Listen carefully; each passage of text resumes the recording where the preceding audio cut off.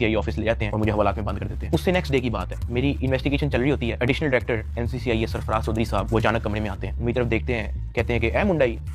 IO कहते हैं हाँ जी। कहते हैं इसको लेके आओ मेरे पास। आईओ हथकड़ी पकड़ता है, मेरे हाथ पे लगाता है और कहता चल। मुझे जब हथकड़ी लगा के एडिशनल डायरेक्टर रूम में लेके जाते हैं तो वहाँ पे 5 ऑफिसर्स बैठे होते हैं। एडिशनल डायरेक्टर सरफराज चौधरी साहब मेरे से पूछते हैं कि तुम कौन से एप्लीकेशन के कंट्री हेड हो। मैंने कहा कि सर मैं किसी एप्लीकेशन का कोई कंट्री हेड नहीं हूँ। वो अपनी कुर्सी से अचानक उठता है, कहता तेरी माँ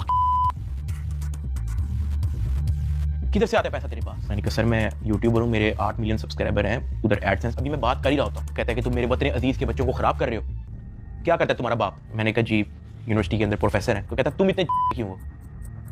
मैं चुप रहता हूँ। वो चीख के बोलते, कहता बोल। मैंने कहा जी सर मैं सिर्फ वीडियोस बनाता हूँ, मैं यूट्यूबर हूँ। माँ बहन की गालियाँ वो देता रहता है। उसने मेरे मुंह पे बहुत जोर का थप्पड़ लगाया। मैं बिल्कुल चुप होकर ऐसे मुंह नीचे करके खड़ा हो गया।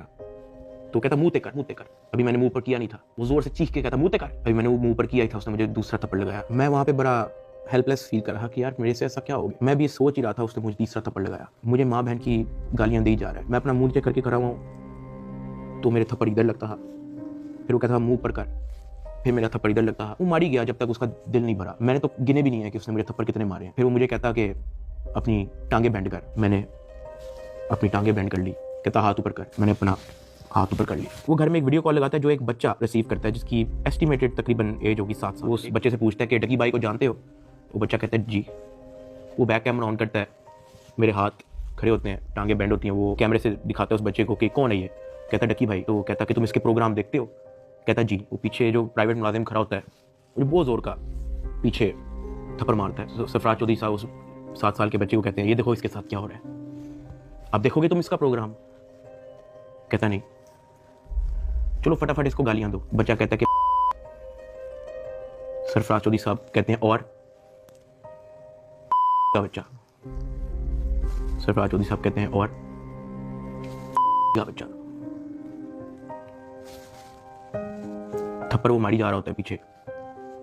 वो वीडियो कॉल पे उस बच्चे को दिखा रहा होता है कि ये तुम इसके प्रोग्राम देखते हो और ये मैं क्या बताऊं यार।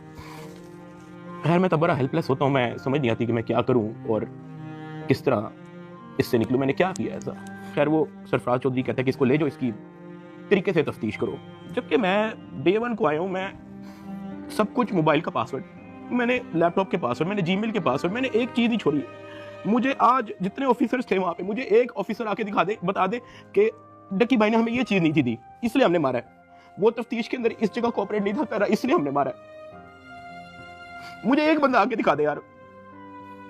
मेरा 23 दिन का रिमांड लिया मैंने, पहले 23 मिनट के अंदर उनको सब कुछ दिया।